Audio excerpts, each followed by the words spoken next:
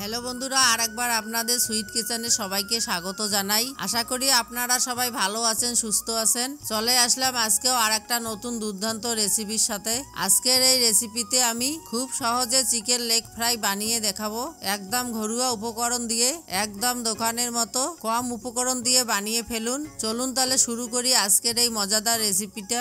একটা প্লেটে chicken leg নিয়েছি, 5 মিনিট ভিনিগার দিয়ে ডুবিয়ে রেখেছিলাম। আপনাদের কাছে যদি ভিনিগার না থাকে, লেবু রস দিয়ে 5 মিনিট ভিজিয়ে রেখে দিবেন। একটা কড়াই বসিয়ে দিয়েছি, সাথে এখানে একটু পানিও দিয়েছি। চিকেন লেগটা দিয়ে 1 চামচ হলুদ আর 1 চামচ লবণ একটু নেড়ে ঢেকে ভালো করে হাফ বয়েল করে নিব। ততক্ষণে এদিকে কিছু ম্যারিনেট করার জন্য মশলা বানিয়ে নেই।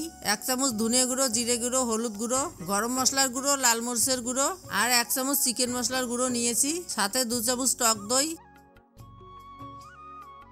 2 চামচ সর্ষের তেল, পরিমাণ মতো লবণ, কিছু আদা রসুনের পেস্ট দিয়ে ভালো করে মেখে নিব।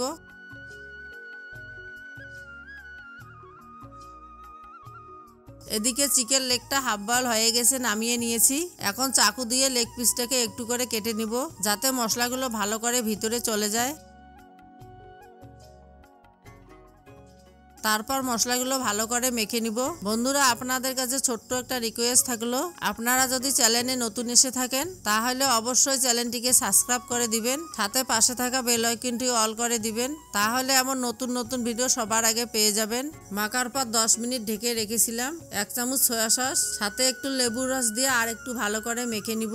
মাখা হয়ে গেলে আরো 5 মিনিট ঢেকে রেখে দিব। ততক্ষণে এদিকে একটা প্যান বসিয়ে দিব, সাথে এখানে কিছু তেলও দিয়ে দিব। তেল গরম হয়ে গেলে চিকেন লেগটাও এখানে দিয়ে দিব। তারপর লো ফ্লেমে আস্তে আস্তে করে ভালো করে ভেজে নিব। আপনারা যদি উনুনে করে থাকেন একদম লো আঁচে করে নিবেন। এক সাইড হয়ে গেলে উল্টায় ওই সাইডটাও ভালো করে ভেজে নিব।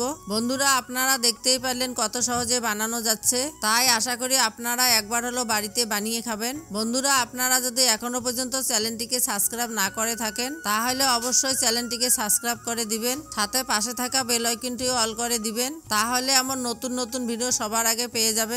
আর এই চিকেন লেগ রেসিপিটা অবশ্যই একবার হলো বাড়িতে বানিয়ে খাবেন। আপনারা তো দেখতেই পারলেন কত সহজে বানানো যায়, একদম ঘরোয়া উপকরণ দিয়ে।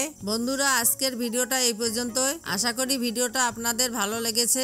আবার আসবো কালকে আর একটা নতুন রেসিপির ভিডিওর সাথে। ততক্ষণে আপনারা সবাই ভালো থাকবেন, সুস্থ থাকবেন। ধন্যবাদ।